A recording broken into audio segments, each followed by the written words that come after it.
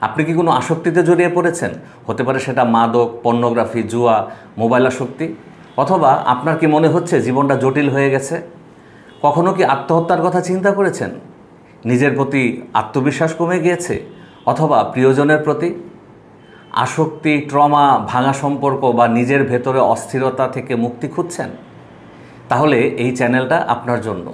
আমি ইফতেখার শিশির, একজন addiction and family councillor এবং মানসিক সুস্থতা নিয়ে কাজ করা একজন গল্পকার ও সহযাত্রী। আমাদের চ্যানেলের নাম স্কুল অফ লিভিং। আমরা এখানে শিখি কিভাবে বাঁচতে হয়। আমরা এখানে কোনো উপদেশ দিই না, আমরা শুধু আপনাকে বুঝতে সাহায্য করি এবং বোঝাতে সাহায্য করি। কেন আপনি এমন করছেন, কিভাবে আপনি এই সমস্যা থেকে বের হতে পারবেন ইত্যাদি।